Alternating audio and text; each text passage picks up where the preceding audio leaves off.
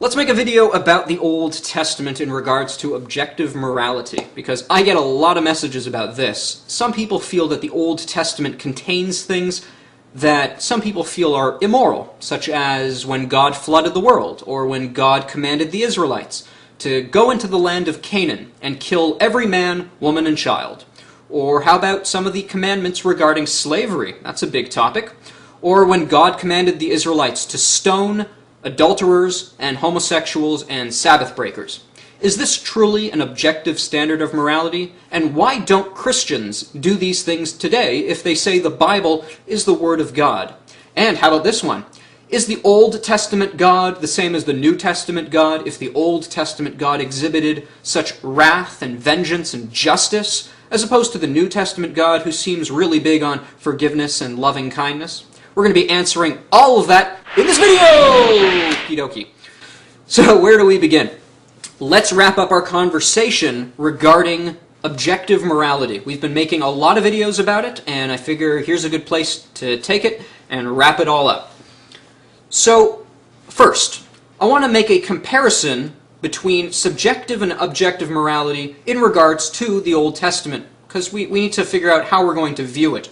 Let's first view it from the subjectivist point of view. Here's how we're going to do it. Imagine you have two people, one on the left, one on the right, and they say this. One likes, their favorite ice cream is vanilla. It's their absolute favorite. They say vanilla is the best. Then someone else says, no, you're wrong. Chocolate is the best. It's my favorite flavor of ice cream. Who's right?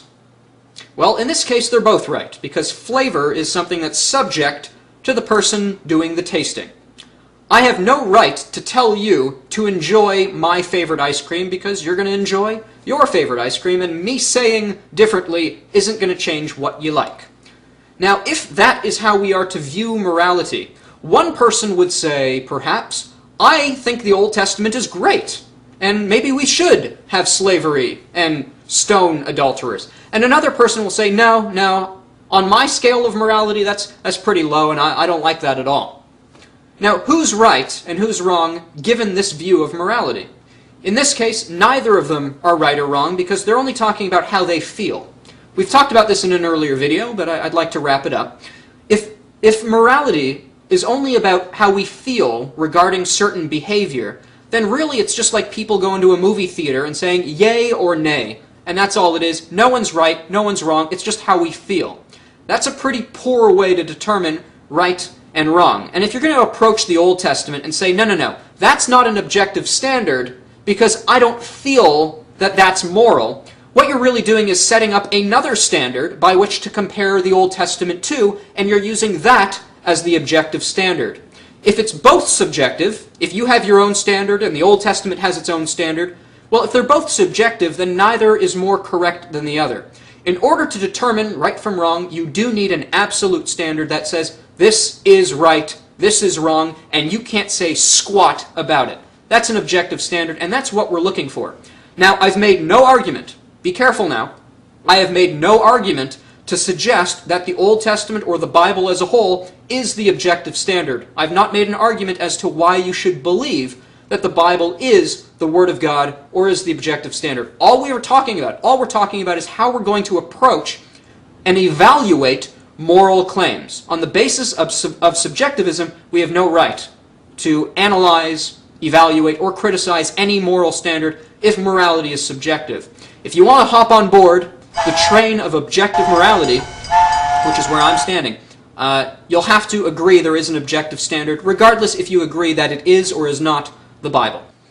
Alright, let's get down to the nitty-gritty about the Old Testament, beginning with the worldwide flood. Why did God flood the world, killing men, women, and children? Didn't God say, thou shalt not kill? Is God going against his own objective standard? And if he is, does that mean it's not objective? So on and so forth. Let's begin by actually reading what Genesis says. I have the crazy notion that when we're going to address an issue in the Bible, we should probably know what it says. So in Genesis 6, we read the reason that God flooded the world. The world was full of violence through these children of the sons of God who came in unto the daughters of men, these mighty men of old, Men of renown, the Nephilim, the giants. Many people speculate that these demonic half-breeds were actually what inspired most of Greek mythology regarding these half-human, half-gods. Apparently angels came down from heaven and had sex with women, and their children were a little strange. We see this again when Israel went into the land of Canaan and were commanded to kill every man, woman, and child. We see the Nephilim again in Exodus. What's going on? What are the Nephilim? Apparently, the sons of God, which we read in the book of Job, are actually the angels, and in other parts of the New Testament, angels, according to the biblical narrative, came down from heaven and had sex with women and had crazy children. These children were evil. They wanted to kill us. God flooded the world to destroy them. Interesting, isn't it? So were those children innocent, you ask? Well, if they were Nephilim, well, there's a reason God wanted them out of the picture. We read that God saved Noah and his family because they were pure in their generations. They were not contaminated in their genealogy by the goings-on in the antediluvian or pre-flood world. These angels had not yet contaminated the family line of Noah, from which Jesus Christ would later be born. Skipping ahead, because it's a related issue, in the land of Canaan, once these Nephilim re-emerged, God commanded Israel to wipe them out again. Why? Because the Canaanites in the land of Israel were actually a threat to the nation of Israel, from whom Jesus Christ would be born. It seems God is willing to kill people in order to protect the family line of Jesus Christ. So has God's moral standard changed? It seems that God is actually willing to kill to protect the salvation of all humanity. Meaning, he's ready to kill someone to protect you and your eternity. Frankly, I thank God for that. I think that's a good thing, but that doesn't really answer the question. Didn't God say, "Thou shalt not kill"? Well, the commandment's actually, "Thou shalt not murder." Murder is the slaying of an innocent. I do not think a demonic half-breed qualifies.